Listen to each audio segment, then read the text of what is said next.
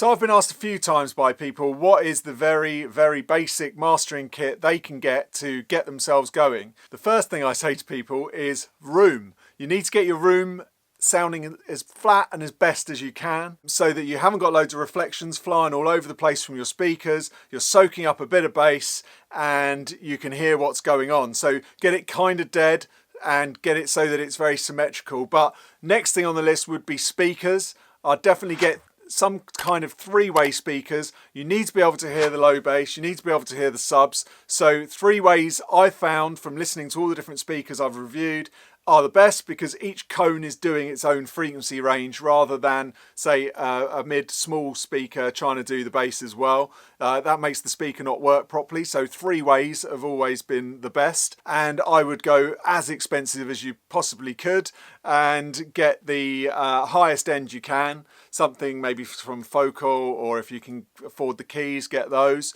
But definitely a three-way, and then get those obviously in a great room. Now then when it comes down to what equipment you want to listen to, now if we're talking about a hybrid situation, you want to get a converter that you can hear your speakers really well on. So get the highest end converters you can get, a D to A to D. You're going to need those. I've got the Hilo, which I really like. There's loads of them on the market. There's Prism have got the Lyra, and also there's the Head Quantum, which is really good. So there's loads of different ones out there depending on your budget.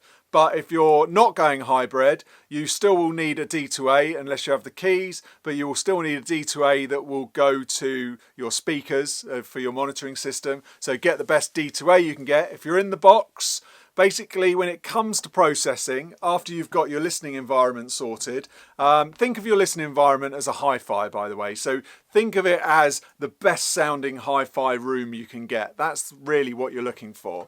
Then next on to processing, you only need three things to start off with. You need a good EQ, you need a good compressor, and you need a good limiter. Anything else is gravy. And it's so basically what you want to do is don't worry about, okay, I've got one for color, one for taking away and all that. That'll come later down the line. Really, you've got to learn the three basic tools, which is an EQ, compressor, and limiter. Now, I would say if you're in the box for these, you can't go too far wrong with just getting a FabFilter bundle. The FabFilter EQ's brilliant. Their dynamic EQ's great. Their multi-band compressor is brilliant. Their normal compressor's great. Their limiter's perfect. So you can't really go wrong without the FabFilter. I'm not working for them, but really you can't go wrong. I use their stuff daily.